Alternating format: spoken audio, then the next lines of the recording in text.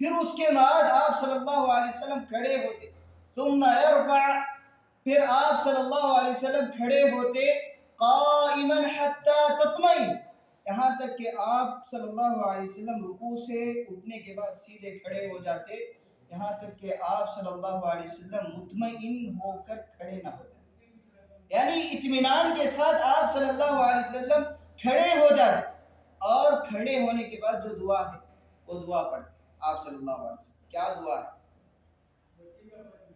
کیا دعا آپ صلی اللہ علیہ وسلم پڑھتے تھے؟ کھڑے ہونے کے بعد آپ صلی اللہ علیہ وسلم ربنا ولک الحمد حمدا کثیرا طیبا مبارکا فیہ، آپ صلی اللہ علیہ وسلم دعا پڑھتے تھے۔ تو معلوم کیا ہوا، رکوع بھی آپ صلی اللہ علیہ وسلم اطمینان کے ساتھ کرتے، پھر جب کھڑے ہوتے رکوع سے تو ایک دم اطمینان کے ساتھ مطمئن ہو کر کھڑے ہوتے، پھر آپ صلی اللہ علیہ وسلم کھڑے ہونے کے بعد دعا سکھلائی، وہ دعا بھی آپ صلی اللہ علیہ وسلم پڑھتے۔ پھر اس کے بعد صحابہ رسول بیان کرتے ہیں کہ جب آدمی رکوع کر لیتا ہے، کھڑے ہو جاتا، اس کے بعد نماز میں کیا کرنا چاہیے؟ اسے سجدہ کرنا چاہیے۔ اب سجدہ کرے تو کیسا کرے؟ اب آدمی سجدہ کرے تو کیسا کرے؟ نبی کریم صلی اللہ علیہ وسلم نے کیسے سجدہ کیا؟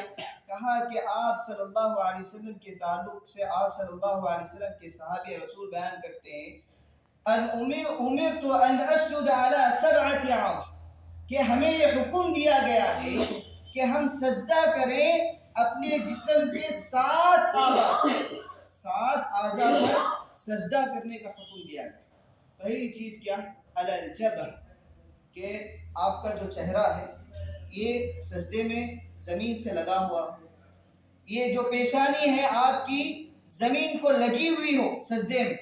پھر آپ صلی اللہ علیہ وسلم نے فرمایا وَأَشَارَ بِيَدَيْهِ إِلَىٰ عَنْفِهِ، پھر آپ صلی اللہ علیہ وسلم نے اپنے ہاتھ کے ذریعے سے ناک کی طرف اشارہ کیا، کہا کہ یہ بھی کیا ہے، سجدے کی حالت میں زمین کو ناک لگنی چاہیے۔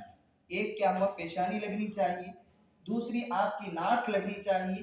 پھر آپ صلی اللہ علیہ وسلم کے صحابہ رسول بیان کرتے ہیں وَالْيَدَيْنِ، 2 ہاتھیں جو ہیں ہمارے یہ سجدے میں اسی طرح ہونی چاہیے، یہ اتنا ہاتھ، صرف یہ ہاتھ سجدے میں نہیں لگانا، یہاں سے ہاتھ زمین کو نہیں لگنا چاہیے، بلکہ یہ جو ہتھیلیاں ہیں ہماری، صرف یہ ہتھیلیاں سجدے میں رکھنی چاہیے۔ وَالْيَدَيْنِ وَالرُّكْبَتَيْنِ، پھر کہا کہ یہ جو رکبتین ہیں، یہ دونوں رکبتین آپ کو زمین پر رکھنا چاہیے آدمی کو۔ جب وہ سجدہ کرے تو کتنے چیز ہوئی، ایک پیشانی ہوئی، دوسرا ناک ہوئی، پھر یہ 2 ہاتھیں، 4 چیزیں ہو گئی، پھر یہ 2 رکبتین، جو انسان جب بیٹھتا ہے تو جس کے اوپر وزن ڈالتا ہے، وزن ڈال کر بیٹھتا ہے، یہ جو نی ہے اس کے اوپر بیٹھنا چاہیے۔ تو یہ کتنی چیزیں ہوئی، 2 ہاتھیں، ایک پیشانی، 3، اور ایک ناک، 4، اور ایک جس کے اوپر آدمی وزن ڈال کر بیٹھتا ہے، یہ 5 چیزیں ہو گئی۔ پھر آپ صلی اللہ علیہ وسلم نے فرمایا وَأَطْرَافَ الْقَدَمَيْنِ، پھر آپ صلی اللہ علیہ وسلم سجدہ کیسے کرتے تھے، یہ جو قدم ہیں، پاؤں جو ہیں، پاؤں کے جو انگلیاں ہیں، اطراف القدمین سے مراد کیا ہے، انگلیاں، دونوں قدموں کی انگلیاں آپ صلی اللہ علیہ وسلم ایسے رکھتے تھے۔ یہ جو انگلیاں ہیں ہم سجدے میں اسی طرح رکھنا چاہیے، اور اس طرح آپ صلی اللہ علیہ وسلم 7 اعضاء پر سجدہ کرتے تھے۔ یہ کس نے بیان کیا؟ نبی اکرم صلی اللہ علیہ وسلم کے ساتھی نے، نبی اکرم صلی اللہ علیہ وسلم کے ساتھ جنہوں نے ایمان کے ساتھ زندگی گزاری، اور آپ صلی اللہ علیہ وسلم کو نماز پڑھتے ہوئے انہوں نے اسی حالت میں دیکھا، اور انہوں نے اسی طرح ہمیں بیان کرنا ہے۔ مجھے اور آپ کو کیا کرنا چاہیے؟ انہی 7 اعضاء پر سجدہ کرنا چاہیے، نبی کریم صلی اللہ علیہ وسلم کی واضح حدیث۔ تو مجھے اور آپ کو ان ساری چیزوں پر عمل کرنی چاہیے۔ آج کے اس مختصر خطبہ جمعہ میں ہم نے 3 چیزیں سیکھی۔ ایک کیا، رکوع کیسے کرنا چاہیے، رکوع میں کیا پڑھنا چاہیے، رکوع کیسے ہو، اس کے تعلق سے نبی کریم صلی اللہ علیہ وسلم نے واضح صورت بیان فرمائی کہ رکوع اس طرح ہونا چاہیے کہ آدمی کی پیٹھ سیدھی ہو، اور وہ ہاتھ کو مضبوطی، اپنے پاؤں کو ہاتھ کے ذریعے مضبوطی کے ساتھ پکڑے، اور انگلیاں اس کی کھلی ہوئی ہو اور پیٹھ کیا ہو سیدھی. پھر جب انسان رکوع سے اٹھے تو آرام سے کھڑے ہو. پھر اس میں کھڑے ہونے کے بعد دعا سکھلائی ہے. وہ دعا پڑھنے کی تاکید نبی کریم صلی اللہ علیہ وسلم نے کی اور نبی اکرم صلی اللہ علیہ وسلم دعا پڑھا کرتے تھے ربنا ولک الحمد حمدا کثیرا طیبا مبارکا فی.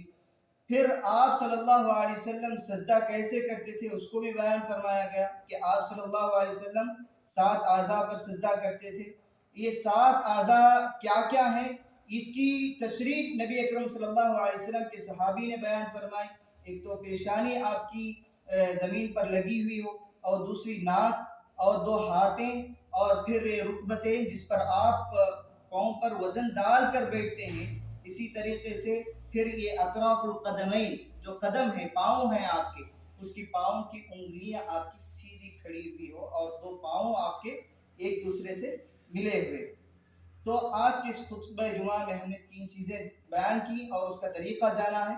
تو ضرورت اس بات کی ہے کہ جب بھی ہم نبی کریم صلی اللہ علیہ وسلم کی احادیث سنیں آپ صلی اللہ علیہ وسلم کا طریقہ معلوم ہو تو مجھے اور آپ کو اسی کے مطابق عمل کرنا چاہیے. اللہ تعالیٰ سے دعا کرتے ہیں کہ اللہ تعالیٰ مجھے اور آپ کو اس صحیح طریقے کے ساتھ نماز پڑھنے کی توفیق عطا فرمائے. آمین. السلام علیکم ورحمۃ اللہ وبرکاتہ.